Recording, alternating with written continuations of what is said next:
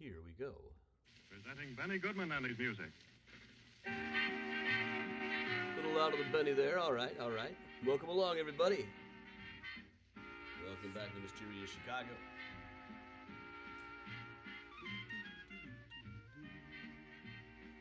Oh, yeah.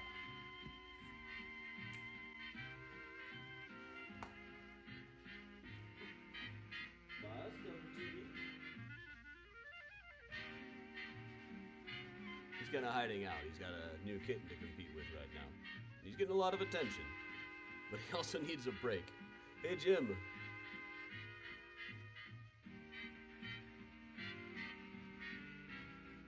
Morning, everybody. All right, a little quiet there, huh? Hey, Mona. Benny Goodman, ladies and gentlemen, the man with the torrid clarinet and the even more torrid band who purveys assorted rhythms, all danceable, in the urban room of the Congress Hotel in Chicago. Hey, Geraldine. One of Irving Berlin's greatest hits, Blue Skies. Hey, Timothy. Hey, everybody.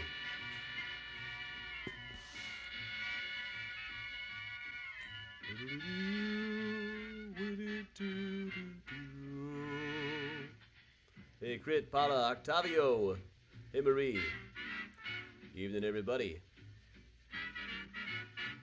Hey there, hi there, ho there. Crit. Hey, Kathy. New kitten cleaner. Come on, you want to see Miles?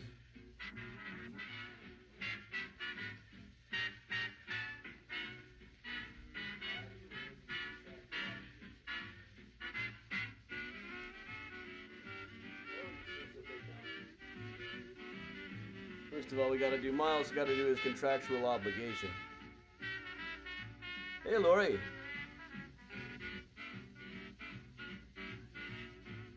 Hey, Kathleen. Make sure Miles knows what's going on here. This is kind of a safe space for him. I'm not sure the new kid can get up there. Where did she get to?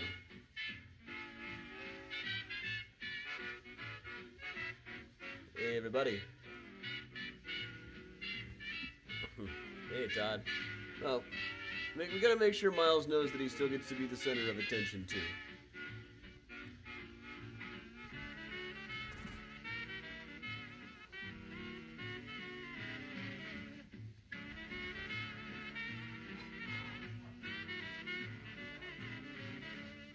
Isn't that right, Miles? Aren't you still the center of attention?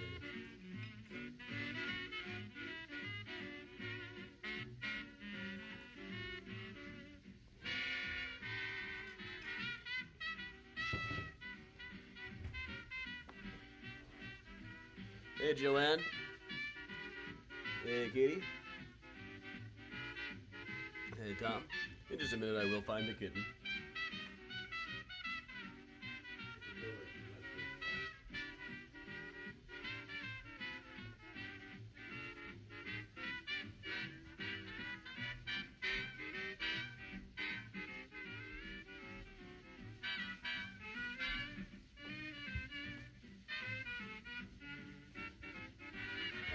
I know some of her favorite spaces to hide already. Not that she hides much.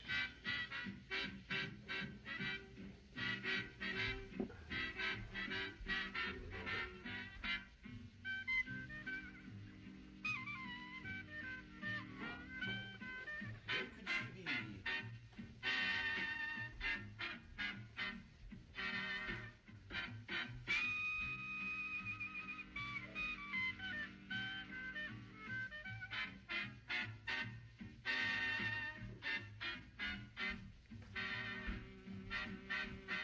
The thing about kittens is they're little. They can do a lot of hiding.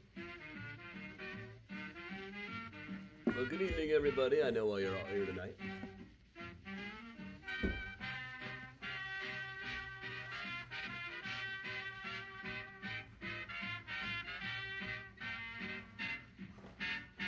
gotta see the baby. Hey, thanks, Laura. Benny Goodman presents Helen Ward singing With All My Heart.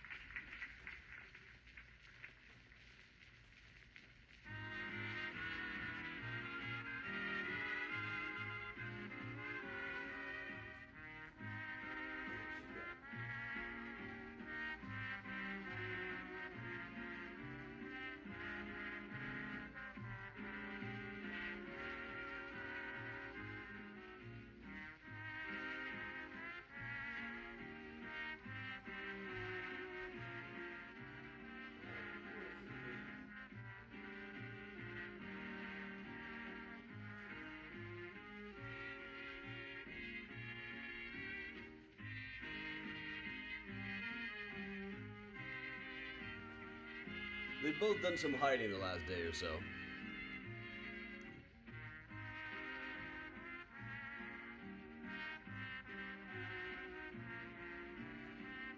Hey, Dad. I got some ideas where she might be hiding.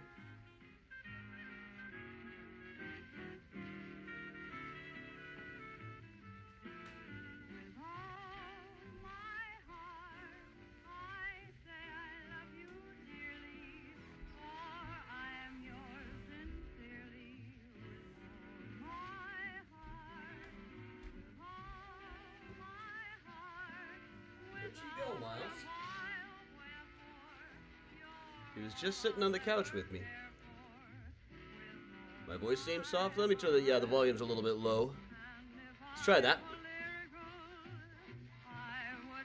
Hey, everybody.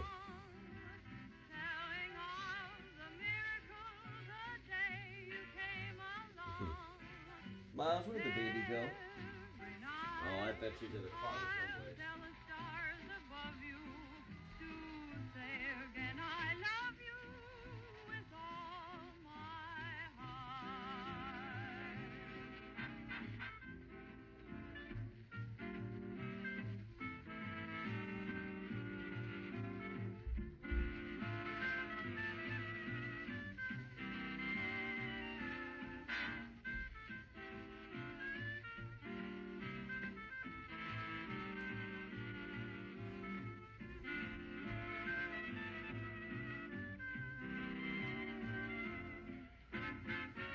This is unusual. The cat has not been hiding since she came here.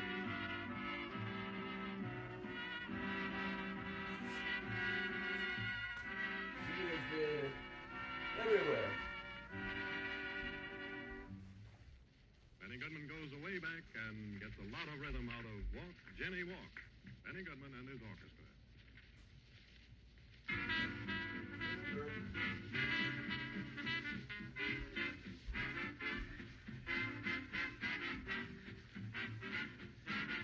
Hey, everybody.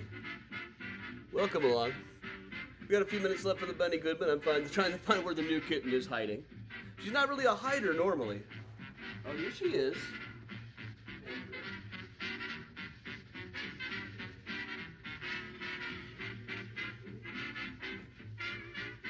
All right, everybody. Please say hello to Ember. I named her Ember because she's gray and orange like a smoldering ember. Mm-hmm. There you go. Well, yeah, definitely 3 a.m. zoomies last night for sure.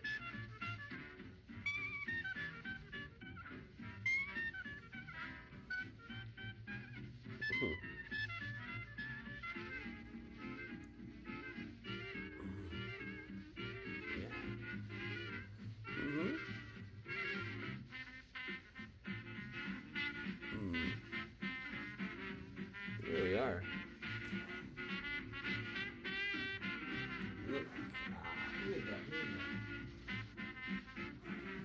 All right, everybody, that is Ember.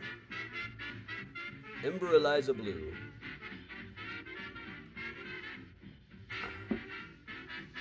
She came yesterday and immediately made herself at home. No hiding in a corner like this for some. Now, yeah, little Ember. Meow. Miles does seem to like her pretty well so far. He's a little exasperated. Look.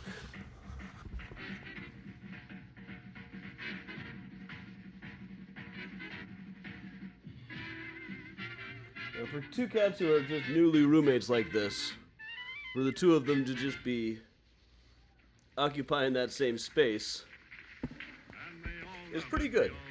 I'm gonna let Benny Goodman do one more tune here. Another one just in the same vein. Rosetta. I'm gonna bring it back ad for the post show too. Okay, the volume does seem kind of low today. Let me see if I can mess with that a little.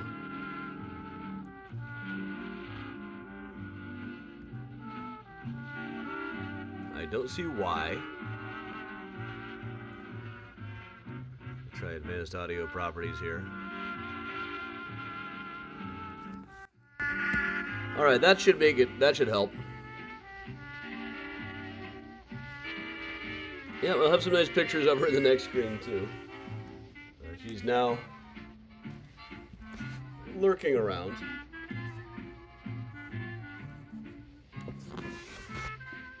Lurking in the hall.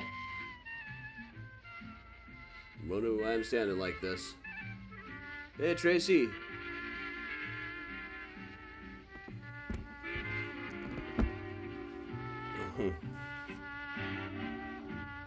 Oh, Miles doing a big stretch over here. I must acknowledge the big stretch.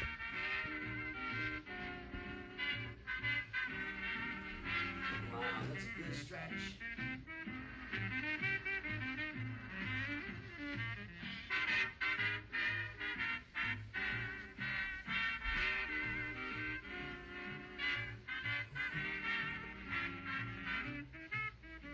Miles is perhaps a little exasperated by her non-stop energy.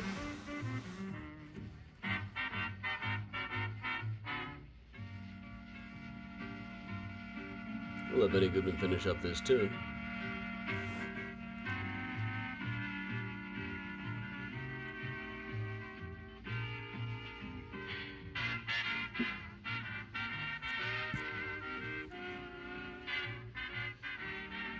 Hey, Lori.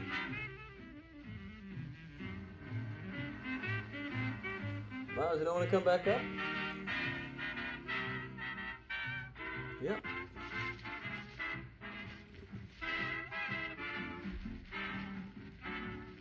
Yep, she is a very cute little firecracker. I named her Ember, but she doesn't exactly smolder yet.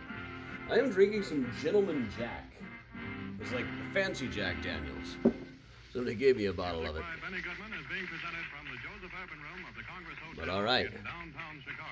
That's Benny wrapping up. Kathleen, yes, pause. Pause Chicago, the Lincoln Park shelter. I've always had a good experience working with them. But all right, welcome along, everybody. Welcome once again to Mysterious Chicago. I'm Adam Selzer for Mysterious Chicago Tours. I've been a tour guide and historian here in Chicago for going on 20 years. Author of such books as Mysterious Chicago, the book, H.H. Holmes, The True History of the White City Devil, Speaking Ill of the Dead, Jerks in Chicago History. We'll cover a couple of them tonight, this being a true crime tour. Murder Maps USA from Thames and Hudson, and Graceland Cemeteries, Chicago Stories, Symbols, and Secrets. I've been working on Volume 2 today. Now, if you were on the morning mini tour, you might remember I saw the grave for Sonia Windsor that said 3 times a lady.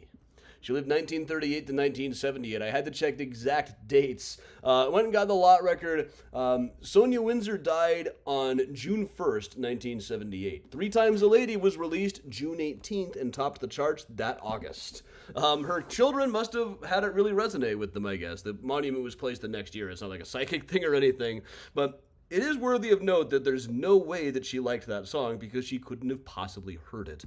But these kind of mysteries, every time you go into a cemetery, there's some new mystery to solve. So today, that's what we're going to be doing, is talking about true crime tales in Chicago cemeteries. But of course, I know you're also here to see the new kitten. This is little Ember. Ember Eliza Blue. There she is. This is minutes after getting home. She immediately claimed this as her home and has been running all over everywhere. And Miles is tolerating her. And I'm sure she'll be back for the post-show after a little bit, so don't you worry. And there'll be millions of pictures to go around, too. So thanks, everybody, for the good wishes. And, well, let's see. Well, here's what I was filming today. We're going to walk over here right near the grave with the Lionel Richie song on it, the Commodores, I guess, is Charles H. Cram. Died 1881. Newspapers never quite seem to agree whether his name was Charles H. Cram or Charles C. Cram. But here is the thing. Here's Charles Cram himself, looking like a very dapper young man. He was in the building business in Chicago, a wealthy executive, lived in a mansion that I don't think there's even a picture of, but it was right about where Broadway and Belmont are now, just a few blocks away from Graceland Cemetery, where he is now interred. But here's the thing, we're going to turn around and walk. He had a daughter named Hattie. Hattie was casually dating a guy by the name of Willett Seymour. Willett Seymour was apparently up to no good. One one of his friends said, well, he couldn't help being bad. He was working in the settling room of the Board of Trade. That'll corrupt anybody. They should really call the Board of Trade the gateway to hell. At one point, Charles Cram forbid Willett Seymour from seeing his daughter again. Willett started spending his time at Carrie Watson's brothel instead. He had one particular favorite sex worker there. One day he came to her and said, look, I know you don't really like me, but I tell you what, this is my last day here. I'm moving out west to be a cattle rancher. I just have to go pick up some money that someone owes me so I can pay you what I owe you. He then went out to the Cram Mansion. They took a sleigh through the snow all the way up from downtown up to around Graceland Cemetery, at which point Willett Seymour walked inside, and the young sex worker sitting in the sleigh heard the sound of 2 gunshots. Willett Seymour had shot Charles Cram to death, then turned the gun on himself. Now here's where it gets interesting, is of the graves here, they both had funerals on the same day and were both buried really close to each other, or were they? Graceland's lot record does indicate that Willett Seymour has a space here. He's burial number 3, but plot number 3 is not enumerated on the lot record. All of the other burials also have little bits of data and little markings to show where they are within the plot, but it's just a blank space for Willett. Now, this was 1881. Graceland wouldn't have a crematory oven for about 15 years. There wouldn't be a crematory oven anywhere near here for years. So presumably he was buried in here, but also I suppose it's possible they just gave his body to the scientists, gave his body to medical school. He should have been in school anyway at his age.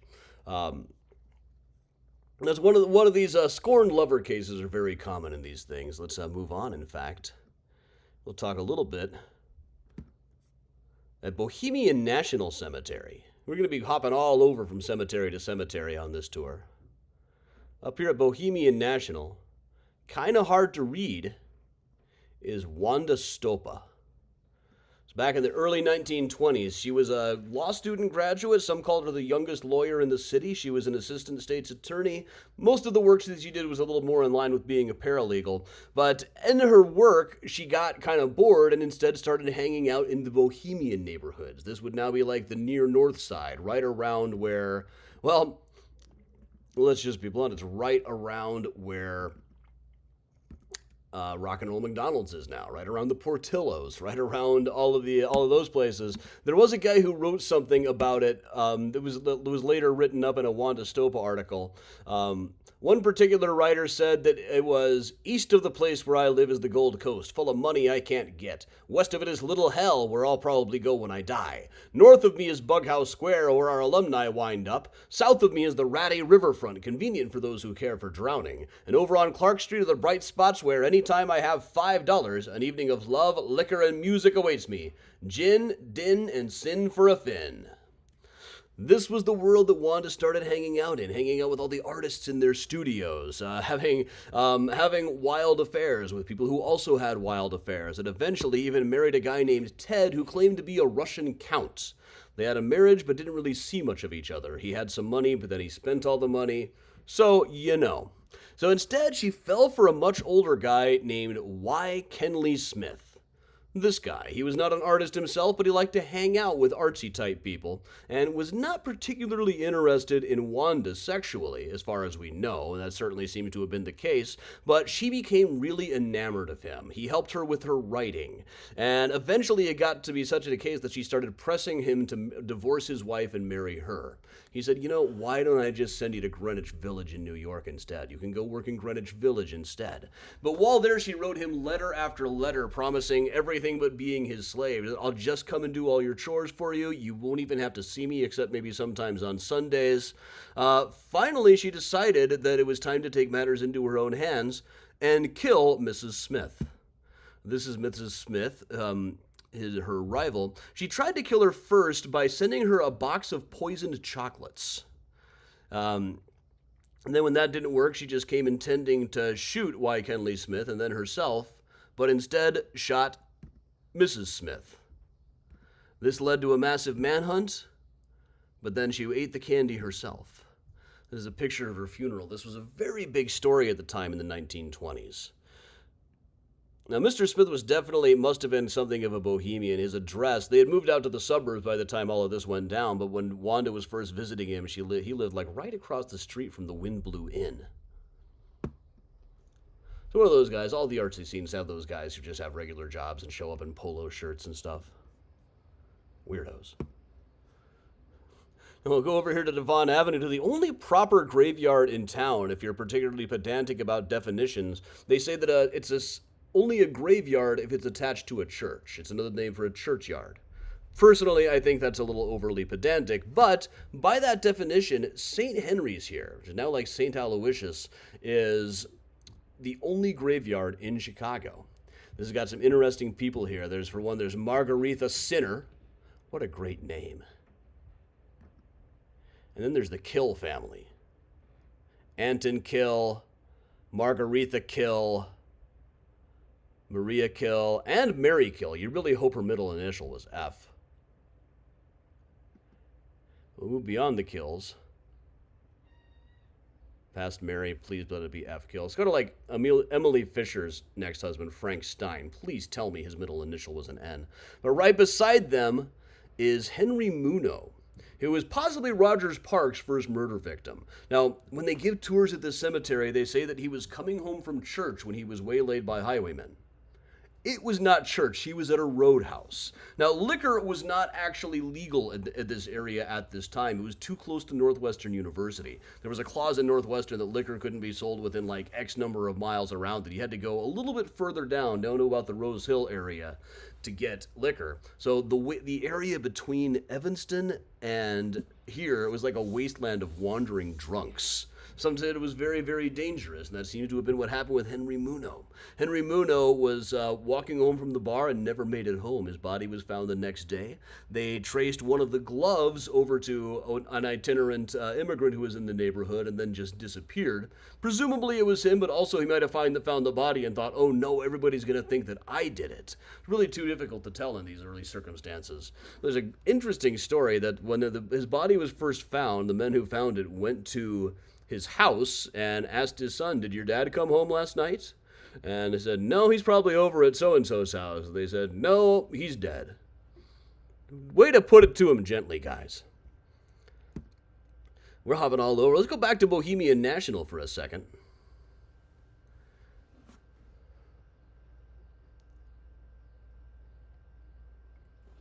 Pardon me while I turn the air conditioning on. I am roasting in here. You see my outfit? I'm trying to manifest autumn. September's coming soon. Hiding from the moon. September's coming soon. And here we have the pot of the Vrazel family, who hired a fortune teller by the name of Herman Billick. Now, shortly after hiring him as a fortune teller, the Vrazel family began to die. There were quite a number of members of this family who died just one after the other, and eventually the police decided that Herman Billick, the fortune teller, who seemed, foreign enough that they could pin it on him, must have been the culprit. The idea was that he was trying to poison them one by one to try to get hold of their property. But the main witness saying that he saw him mixing up the poisons was Jerry. Just a kid, really. He was about 11 years old. And after Herman Billick was convicted, he took it all back. He said, the police told me that if I didn't say that I saw him mixing up the poisons, they would pin the murder on me and I would hang. It's exactly the kind of trick the Chicago police used to pull at the time. In fact, the most likely suspect really was Emma Vrazel, one of the daughters, who was trying to get at the property, was the only person in a position to have poisoned everybody present. But after Herman was in jail, another family member died. This presumably would have exonerated them if it was arsenic poisoning like the others had been.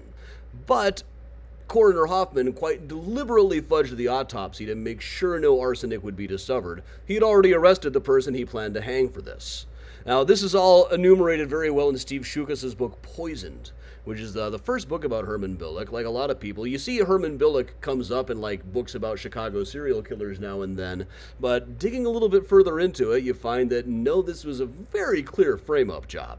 Now, he was in fact eventually pardoned, but passed away shortly after the fact, and still went down into history as a serial killer. But at least he was pardoned. They definitely planned to hang the man. I've been through an awful lot of stories of Chicago hangings. I'd say at least 20% the person was innocent. Let's go back to Graceland. Should really put this one right next to Wanda Stopa. Well, this is a guy named Lewis H. Davis who figured into a very strange very strange murder story in 1865. Here's Mr. Lewis Davis himself. He was a lawyer.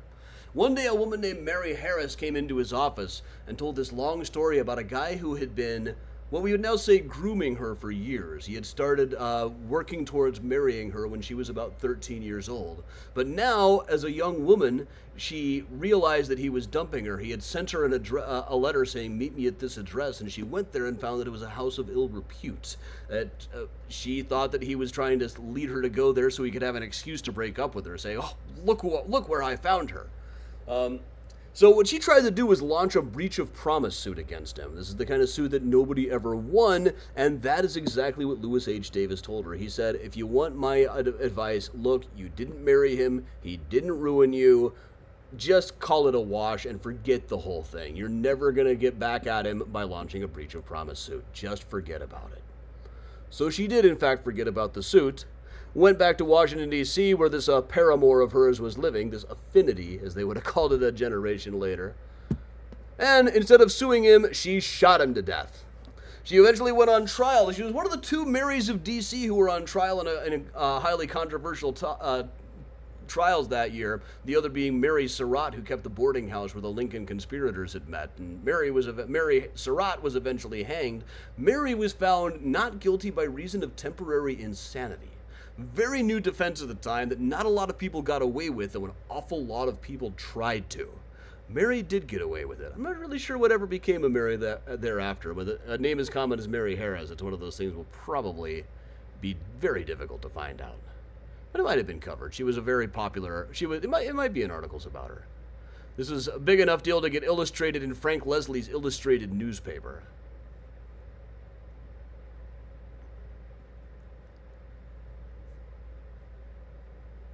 Let's move through. Oh, yeah, I'm just manifesting this weather. Give me a nice gray, rainy day. Of course, when I got drenched in Boston last week, I wasn't saying the same thing.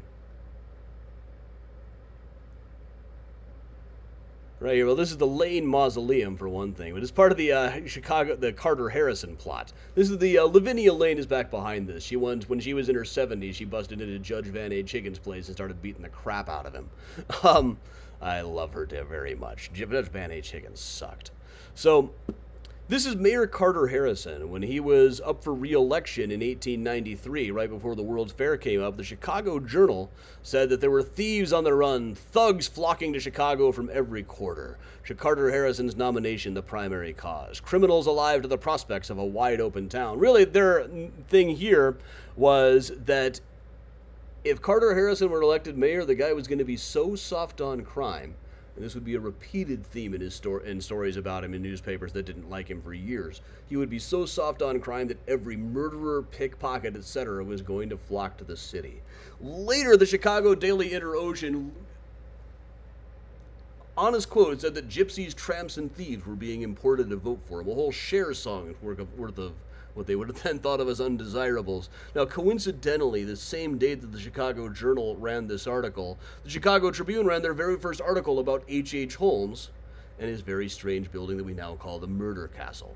Just one of those coincidences. Kind of like how Johann Hawk's mother has the exact same name as Billy Joel's first wife. Just a coincidence. But anyway, Carter Harrison was reelected in 1893, and the Chicago Journal declined to say "we told you so" when he was shot to death in his house. Now, the house itself also has a weird true crime connection. It is down on Ashland, what was then called Reuben. So while it was being built, it was originally built for the Honore family, Bertha Palmer's family, Bertha Palmer's parents, but they had some trouble with labor. They had to bring in friends and neighbors to help build the roof, and the way they attracted them to come help build the roof was in those days hangings were done on Reuben between Polk and Taylor. This was close enough that if you got up on the roof area, you had a view of one of the two hangings that were held there in the late 1850s. Offhand, I can't remember which of the two guys it was, but the reason this place got built when it did is it offered a view of a public execution. And then in 1893, right as the World's Fair was wrapping up, Carter Harrison was assassinated in the place by a crank named Patrick Prendergast. Now, even the jail physician said he was schizophrenic. If temporary insanity worked for anybody, it should have worked for him.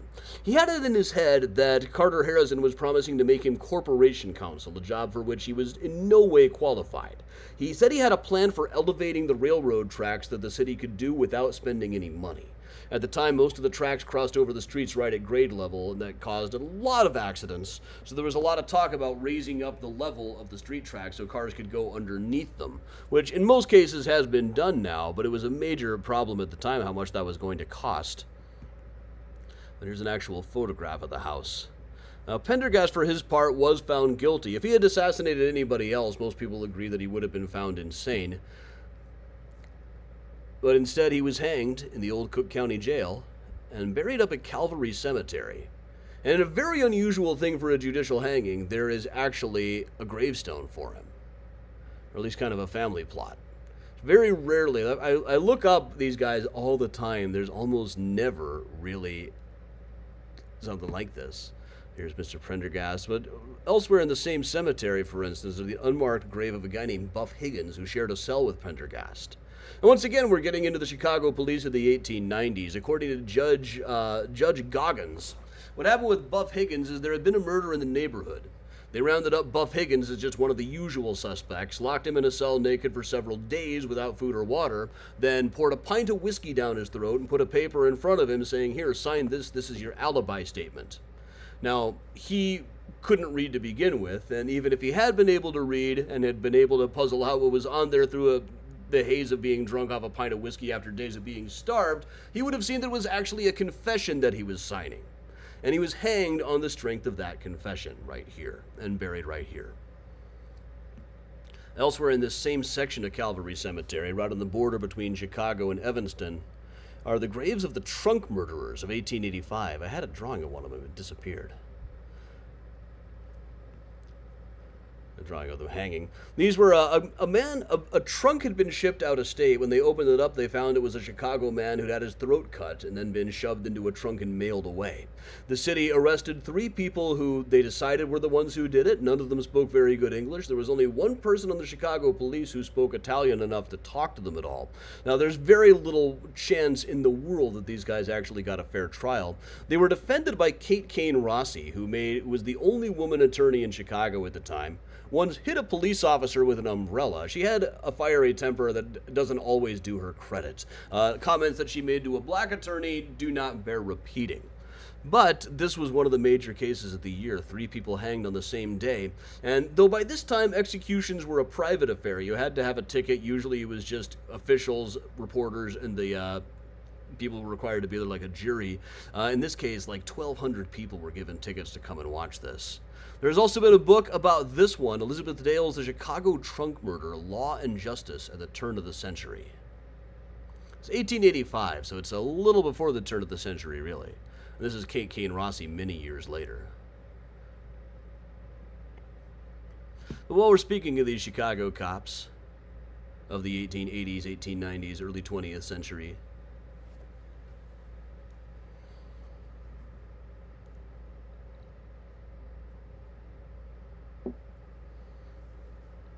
George M. Shippey, also known as Inspector Shippey, was chief of police in Chicago. Here's Inspector Shippey over on the left.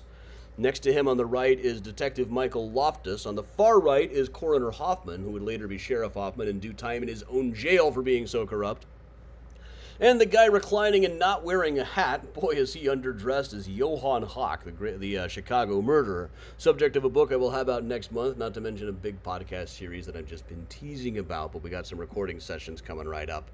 So, Shippey was an odd duck. By this time, 1905, the syphilis that would eventually, it was probably syphilis that was causing his dementia that would derail his career within a couple of years.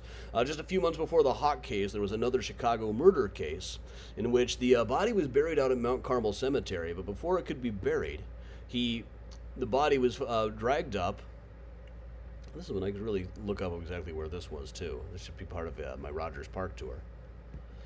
But with only a handful of clues, Inspector Shippey rented a horse associated with it and thought the horse might magically lead them over to the case. And then it gets even weirder. He propped the body up in a mausoleum at Calvary Cemetery and led spectators in, all of the suspects, one after the other, thinking that one of them would get scared enough to confess that he had done it. I don't think that would hold up in court. Some versions of it even say that he had him arranged so the corpse was pointing at them. Weirdly, this was not in the papers. That was considered yellow journalism. They kind of skipped the story. But we'll move up to his house here. His house was near Lincoln Park and still stands today. 2131 North Hudson.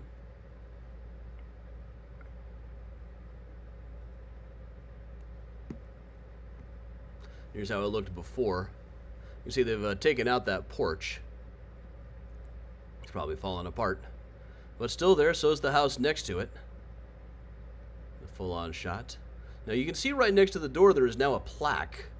And that plaque reads, "In memory of Lazarus Averbach, who emigrated from Russia in 1908 and died here shortly thereafter." Not a whole lot is really known or understood about Lazarus Averbach, but one day in 1908, he knocked on the door of this place in the middle of the night. It was a custom in the old country, they say, that if you went to get a job in another town, it was good to have a letter of character from the chief of police. Exactly what he was doing at Shippey's house in the middle of the night, no one is entirely sure. The story was that he had brought a knife, though there's ample evidence the knife was planted later. But all we know is that Shippey thought that the guy looked like he was Jewish and therefore an anarchist, so he shot him to death. At the inquest later, only Coroner Hoffman was allowed to ask any questions. Shippey was found guilty by reason of self-defense, but never served another day in a uniform and was soon being carted off to asylums for his mental health. But Averbach is out in Ridgeway Cemetery, just a little bit north of Bohemian National, a Jewish cemetery. A lot of old disused gravestones there. There's also Jerome or Lazarus Averbach. He had a sister in town at the time. She went back to the old country and is thought to have died in the Holocaust, though no one really knows what became of her. But the grave is still standing. Right near a lot of businesses anarchists would just hate.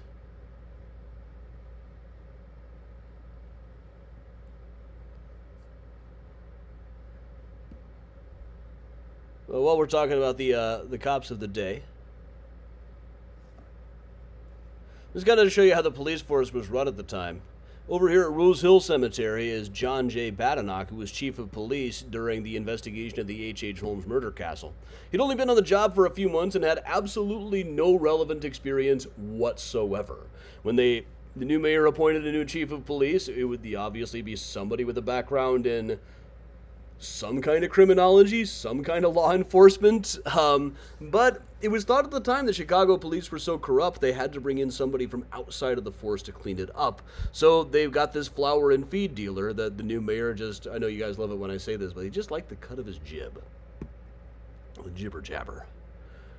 This was the one I just kind of wandered into randomly. It happens sometimes, especially for some reason with officials from the Holmes case. I'll just be wandering around a cemetery and John J. Badenoch, you old so-and-so.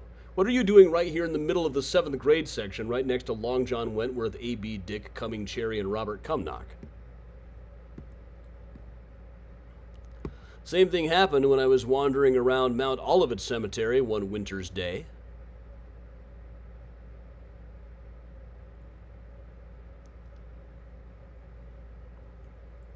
But we kind of round up to Detective Inspector Fitzpatrick. And I was very surprised that this really turned out to be Inspector Fitzpatrick. It is not uncommon to find the name Fitzpatrick in a Catholic cemetery in Chicago.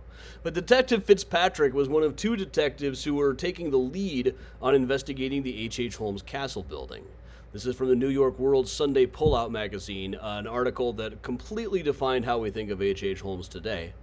The New York World wasn't the most reputable paper in the world to start with, but in particular, even the most stuffy papers at the time, their Sunday pullout magazines like this, were basically like the Weekly World News. An article about Bat Boy would absolutely not have been out of place in the New York World. But he is now at Mount Olivet Cemetery. He's also connected to the Haymarket affair. And up here at All Saints, Give myself a nice detective look here with a shadow.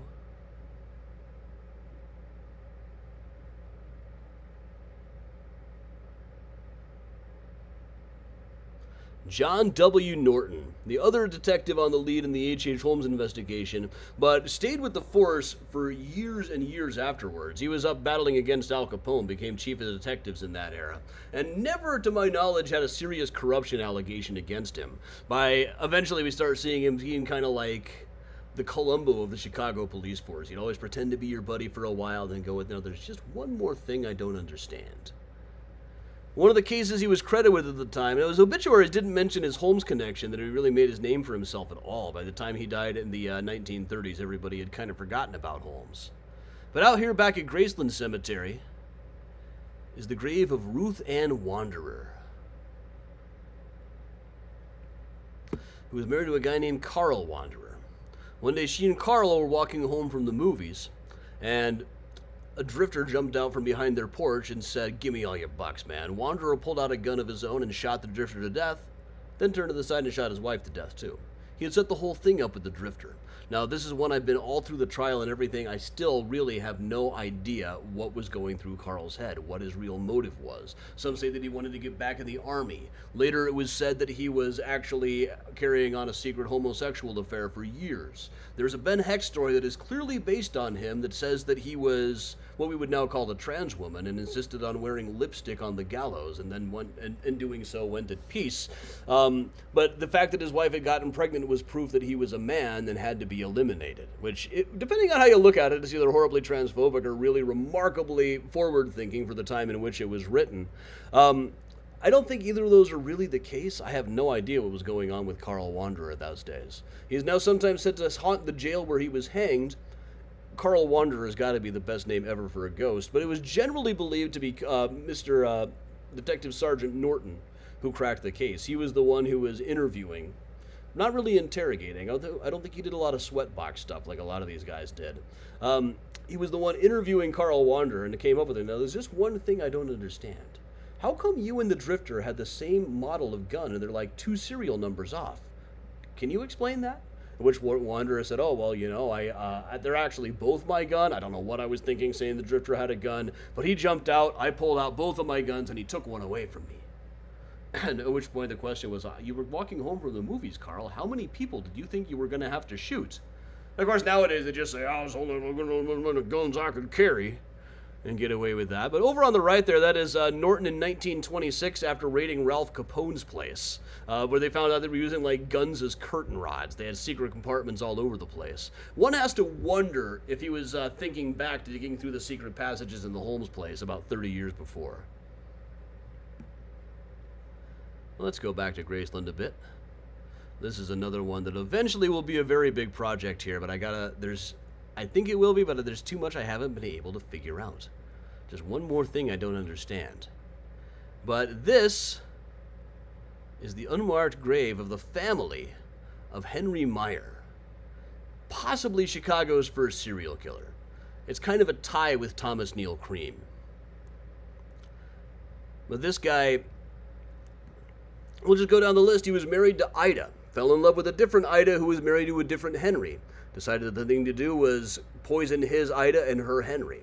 So that's what they did. The rest of these are mostly children. Then like a brother-in-law, it would have been. It was buried there years and years after everybody else. I got some weird paperwork on this one. But Henry went on to try to poison Ida too, but Ida survived. He just ended up divorcing her. I've been through all of the paperwork of that. He went on to marry another woman named Mary Dresser, whose family is buried here in Chicago, but I don't know whatever became of her. And that's really the big X factor. I don't really know whatever became of Henry either. We know that eventually he and Mary Dresser, wife number 3, got caught duping a guy into posing as an insurance fraud thing. It was a whole very similar to an H.H. Holmes case of trying to fake a guy's death for the insurance money, but instead they just killed him. Now they had a whole plan. They've probably gone through this many times before, where Mary would seduce a guy, marry them, get on their life insurance, and then they would kill him. But in the middle of the trial, a juror went insane, which seems awfully suspicious. Well, if you've been following on the Patreon, I've actually been posting excerpts from the trial. The trial transcript is about 5,000 pages long, but I've been slowly posting like 20 pages at a time of just the opening statement that lays out the entire case. It is fascinating stuff, and it's the second time they had to do it because after the juror went insane, they just had to do the whole trial over again. Transcript only comes from the second one. But he was eventually sentenced to Sing Sing prison. And after 20 years there, he was released. We've been through all his prison records and everything too. Went back to Chicago, where he started doing the same thing. Started recruiting younger women. Didn't marry them himself. Just told them you could be making so much more money than you're making as a switchboard operator or whatever they were doing. So he was convincing these two young women to marry older guys that he could then murder for the insurance money, and wrote them a letter encouraging them, saying things like, "We evildoers love the night and hate the daytime." He got a very short jail sentence for this kind of thing. He was convicted of pandering, they called it. And after that, I don't know what became of him. That's the real X factor, is stuff. He wasn't the only Henry C. Meyer born in Hamburg 1856 who ended up in Chicago at the time. Makes it very tricky.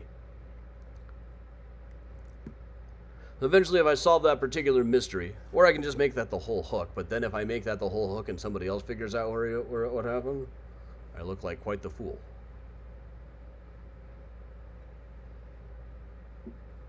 Let's talk about Amos Snell a little bit here. Amos Snell was running Milwaukee Avenue as a toll road for many years. How he got away with this, no one knew, but eventually the city said, no, you can't run Milwaukee Avenue as a toll road.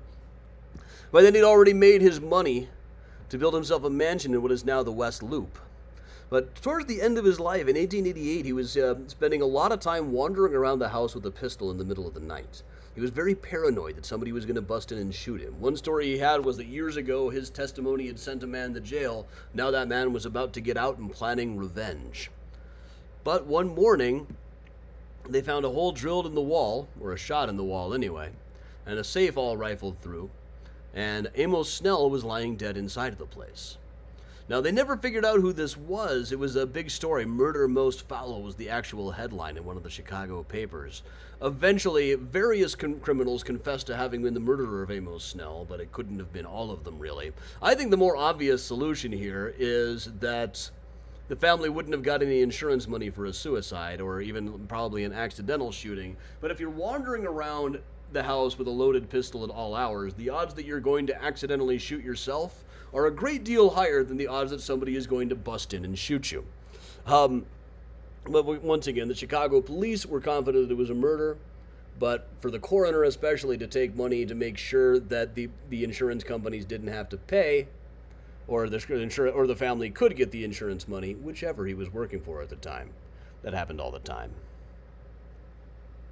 And how did they get away with stuff like this? Well, for one, you had guys like Mike McDonald, the gambler king of Chicago and the real power behind the throne in the late 1800s for many years.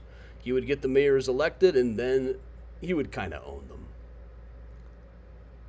We're working underneath him here at Calvary Cemetery is Bathhouse John Coughlin, the first ward alderman, who got all kinds of murderers and corrupt individuals off the hook. There were people who couldn't bribe him. Mr. Yerkes, the streetcar king, tried to bribe him to pass a law, and it was too bad of a deal even for Bathhouse John. Bathhouse John also is well remembered now for his terrible music. And also, towards the end of his life, they started giving him jobs like promoting Straw Hat Day. You know, just something to keep him out of the way. Here he is practicing putting on his straw hat like a big boy. And the term Straw Hat Day had varied over time. By this time in the 1920s or 30s, Straw Hat Day was the day that men switched to straw hats in the summertime. Previously, Straw Hat Day had been Labor Day, or thereabouts Labor Day. If you were still caught wearing a straw hat the day after Labor Day, you could have it stomped out. People would beat you up over it. People had a real party with it.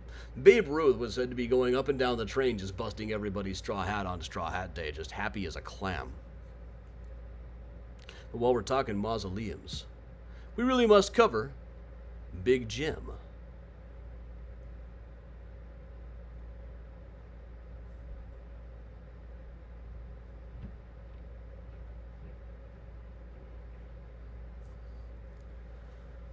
Let's just walk down Mausoleum Row here at Oakwood Cemetery.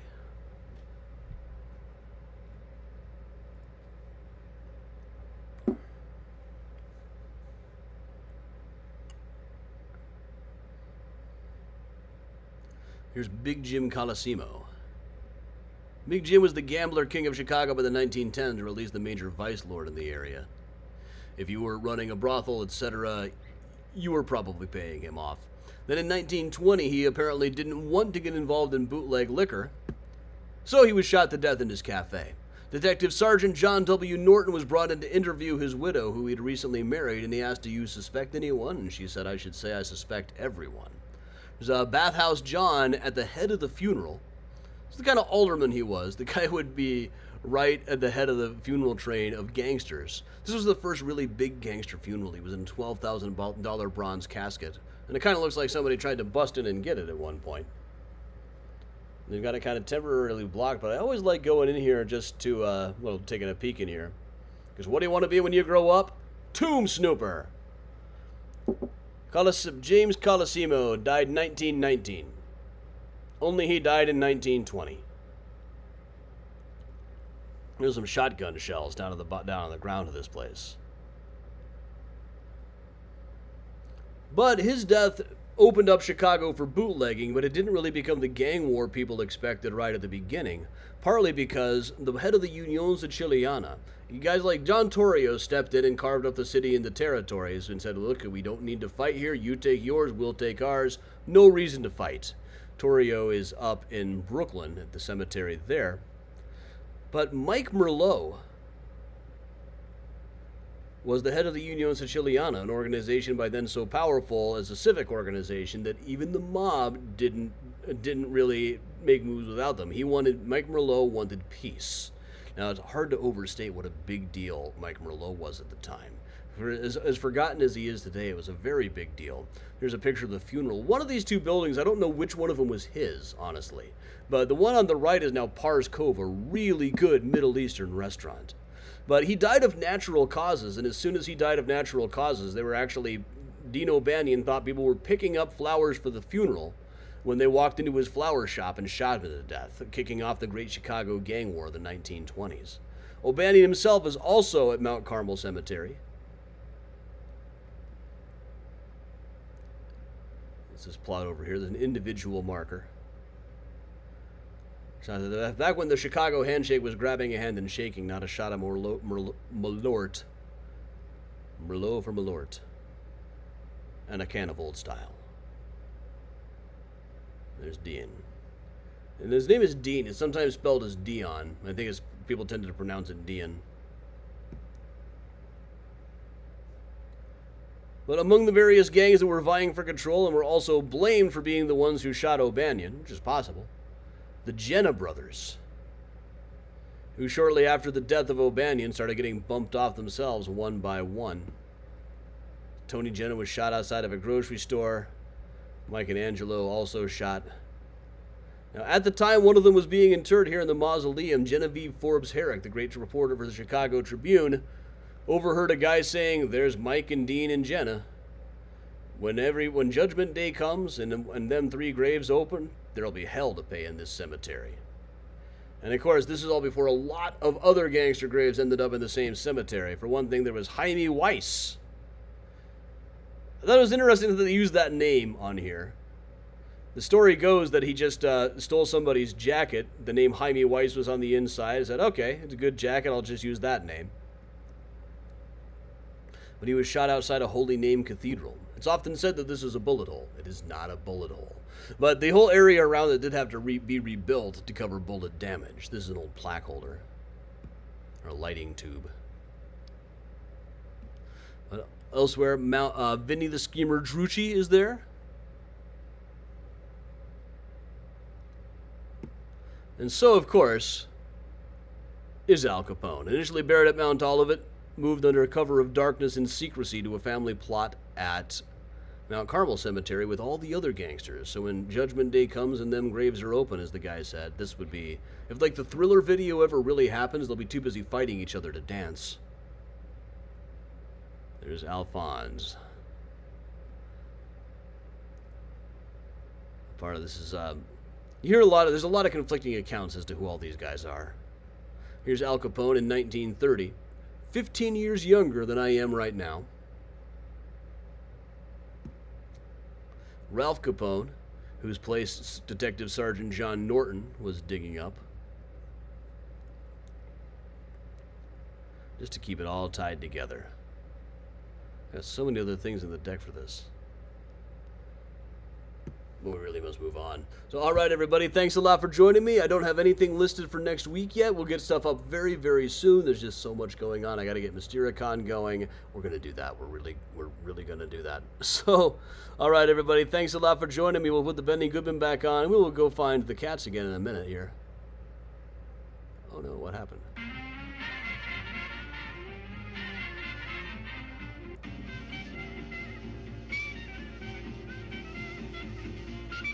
All right. I wonder if they bury him in his silky underpants, Capone.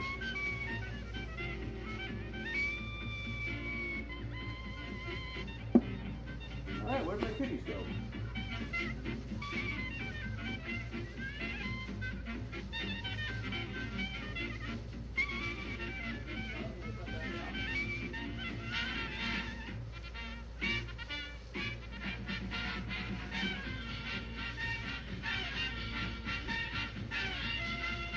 Miles is in a window that is kind of his safe space when he can't take more of the kitten energy. Good night, Maureen.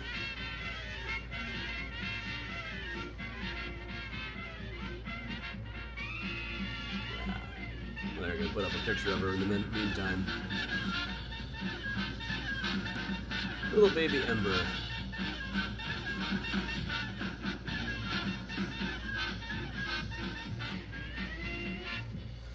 Timberly, yeah, I think the Hawk book will be available in time for Mystericon. Hopefully I'll have enough of them left. There's interesting presentations around then.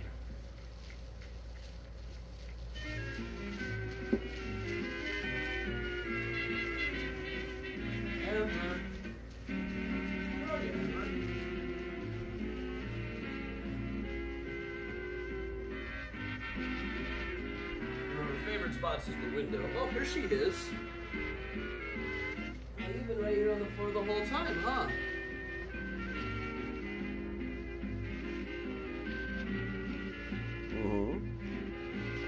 Purr, purr, purr.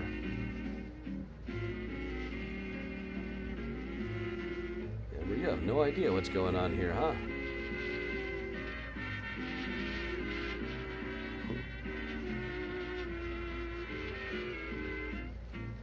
The Mystericon schedule is not set, but I got a meeting with the boat tomorrow. The guy on the bridge going to be at Mystericon this year? Who knows? Yes, this girl made herself at home immediately in the house. I thought she'd hide for a little while. Nope. She did not want to stay in the second room that I set up as the kitten safe room.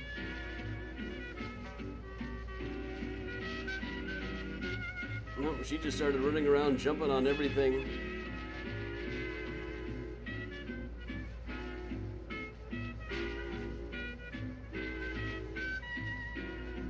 Yeah, Mystericon, the specific schedule is still in progress right now. We'll have some neat stuff. I might do my gangster tour. My gangster walking tour has not been done very often. But bus tour is quite possible.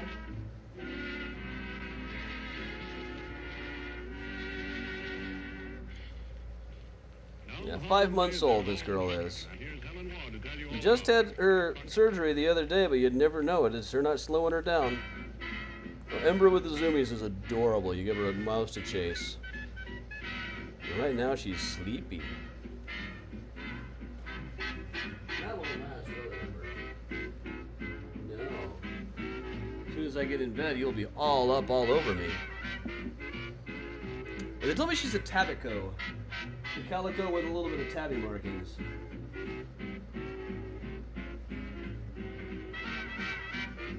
I looked at several cats. There was a gorgeous Torby. Like a tabby tortoise. But the others were just kind of polite to me. Seemed like they'd be okay with me. This one's clearly wanted me.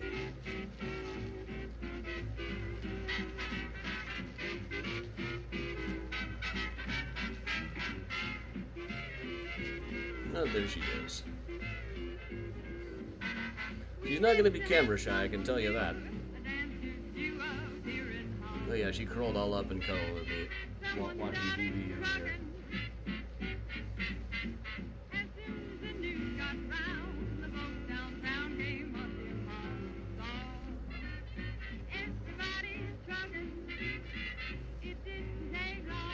Definitely a bit of the calico attitude.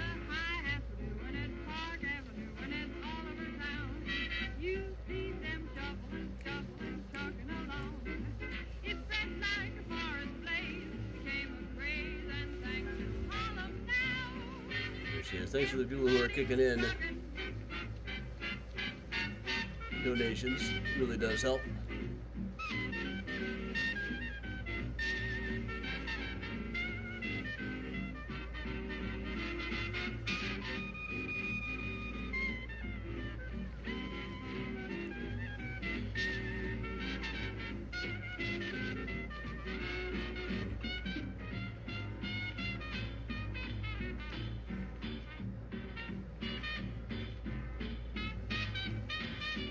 I got her little kitten litter box, but she just climbed right into the big one.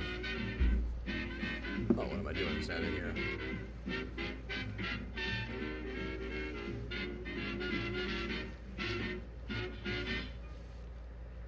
Benny Goodman presents On the Alamo.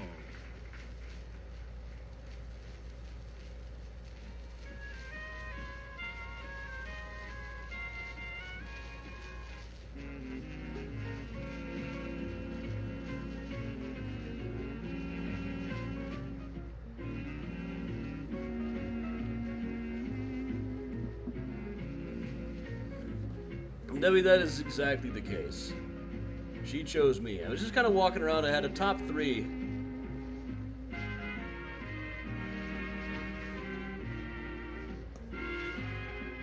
But then I went to pet her a little bit, and she's like, "Oh, you."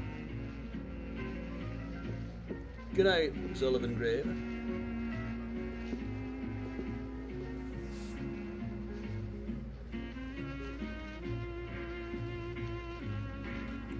Yes, remember MysterioCon.com. Get registered for MysterioCon. See you all in the morning for Find a Grave Friday.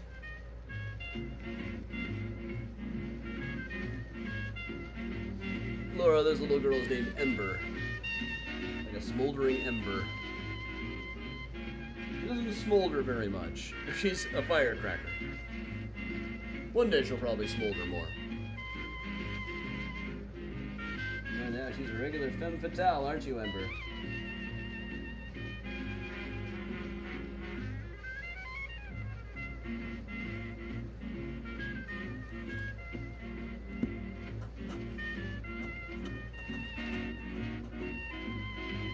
You wanna come say hi, Ember? Oh, you're busy, I know. Miles is presently in a window in the bedroom. He's been out today, too. They're getting along very well for 2 days in, or 1 day in. Laura, this is little Ember. Ember Eliza Blue. These cats have to have 3 names.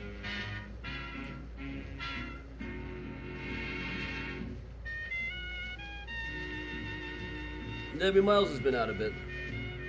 He's fulfilled his contract. But he needs kind of a break from the kitten energy sometimes.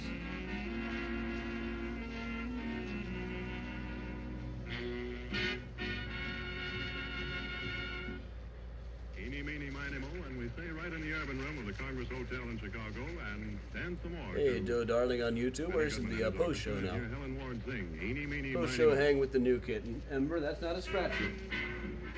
Not a scratcher. You need a scratch. We're going to take you over to a scratcher. Scratch that.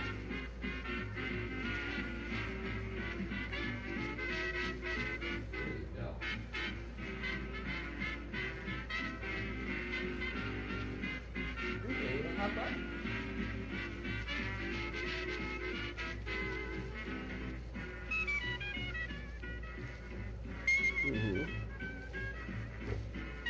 She makes biscuits like nobody's business, this cat.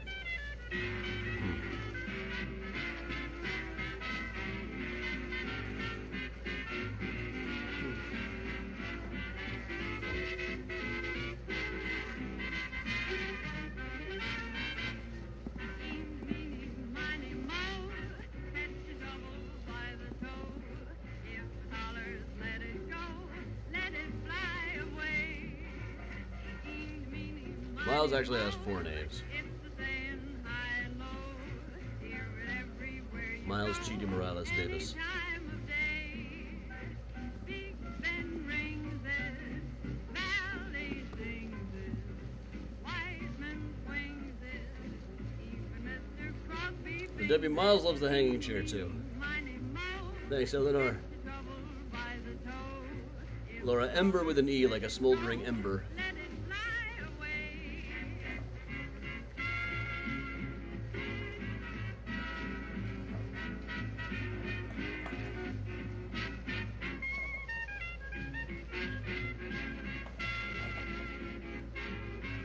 I cycled through several possible names, but as soon as that one occurred to me, I tried calling her that and she ran right to me. So, okay.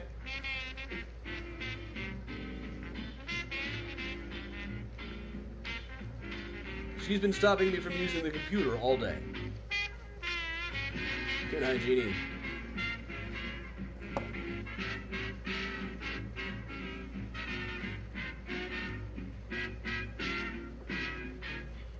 Gone off for a kitten food break. And we'll let the title speak for itself. Benny Goodman presenting Madhouse.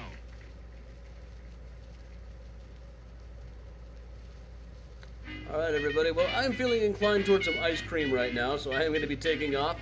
Thanks for the donations, the handful of you who have sent them in, who are still sending these things in. We'll have a new tour up very shortly here. Also, I promise that it will be news about the new podcast really soon. Really soon. The artwork is just been wrapped up. It's very exciting. But thanks, everybody. I'm out of Mysterious Chicago Tours. From me and Miles and Baby Ember. Stay spooky, everybody. You like this side of Ember? Yeah.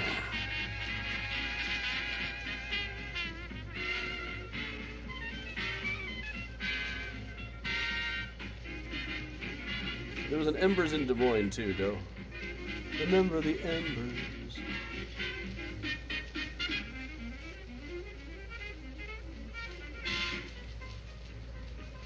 I don't think I ever went there. A new podcast and a whole Patreon to go with it, too. I mean, just one price, $5. Yeah.